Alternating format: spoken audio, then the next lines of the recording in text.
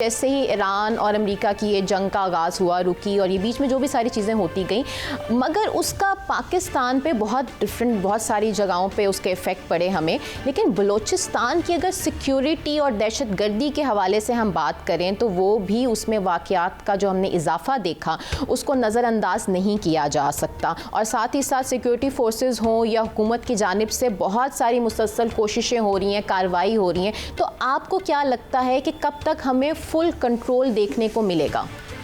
देखिए, काबिल एहतराम फराश बिसाबा, इस पे बड़ा बारीक सा सवाल आपने कर दिया है। अगर इस पे बात करूं तो इसराइल और भारत की मैं बाद में बात करूंगा कि इनका जो गट्स जोड़ है वो क्या है। पहले आप समझे मेरे पाकिस्तान को समझने की बजाय आप बलूचिस्तान पर आए और बलूचिस्तान की बजाय आप उसके एक हल्के पर आए।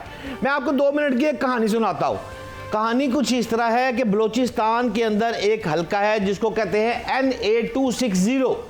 ये NA260 है, ये इतना बड़ा हल्का है, 99,000 मुरब्बा किलोमीटर पर फैला हुआ है। अच्छा, इसके अंदर आप देखें ना, चागी है, नौशकी है, खारान है, वाशिक है, ये सारे जगह इस जगह पे फॉल कर रही है। अच्छा, अब जो 100 मुरब्बा किलोमीटर पर ये जो हल्का है, ये पाकिस्तान के कुल रकबे का तकरीबन 11 तो 12% बनता है। आसान ज़बान में नाज़रीन को बताऊं कि ये किड्डा वड्डा हल्का है।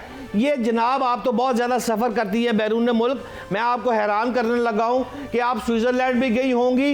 ये स्विट्ज़रलैंड से बड़ा है ये एक हल्का। मैं बलूचिस्तान का नहीं कह रहा, मैं कह रहा हूं ये स्विट्ज़रलैंड से बड़ा है, ये उर्दन से बड़ा है, ये इसराइल से बड़ा है, ये यूनाइटेड अरब एमिरेट से बड़ा है, ये ऑस्ट्रिया से बड़ा है, पुर्तगाल से बड़ा है। और यार, सारा प्रोग्राम ही मुक जाना है। 85 से ज़ायद ममालिक से बड़ा है एक हल्का। पूरे बलूचिस्तान की मैं बात नहीं कर रहा, 85 ममालिक है। अब समझ आ गई होगी कि ये हल्का क्या है।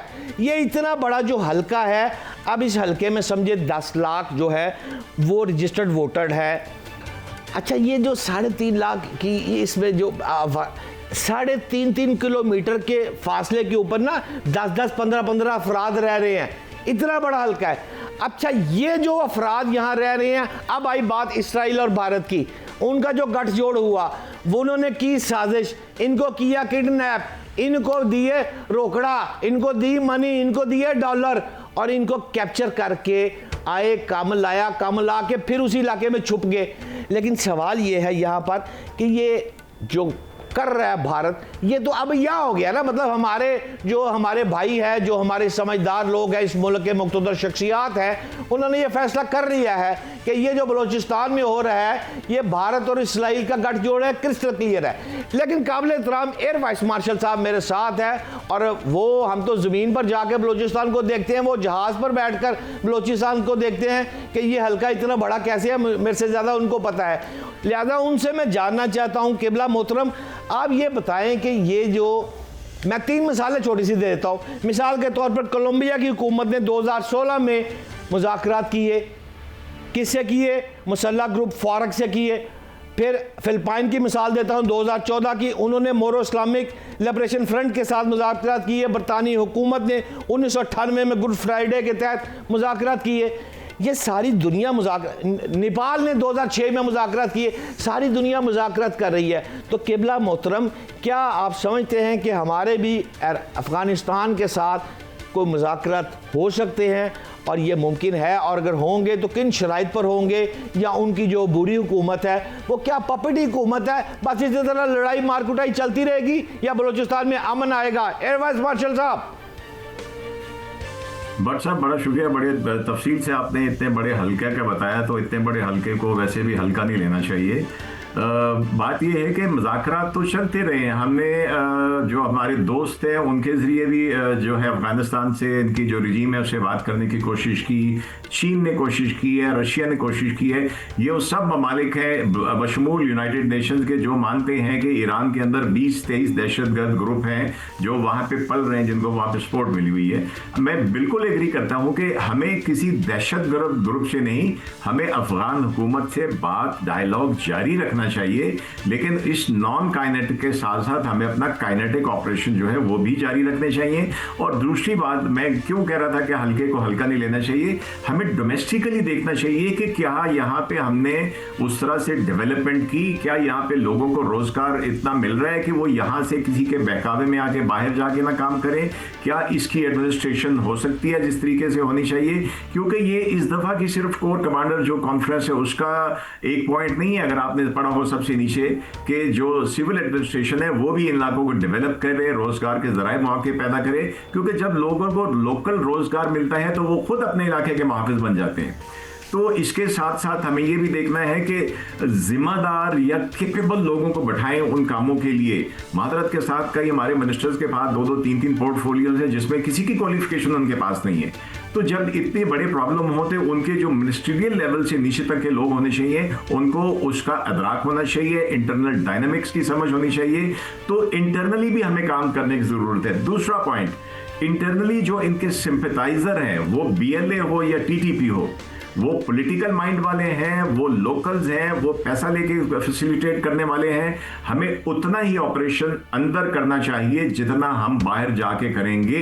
ईरान को अब समझदारी के साथ खेलना है, अपनी जिद को एक साइड पे रखते हुए अपने हवाले से भी और पूरे सेंट्रल एशिया और मिडिल ईस्ट के हवाले से भी उनको समझदारी के साथ आगे बढ़ाना चाहिए। इससे तो ये साबित हो रहा है ना कि ईरान शायद जिसको इतने सपोर्ट मिल रहा था बाकी ममालिक से, वो शायद अब वो ना मिले।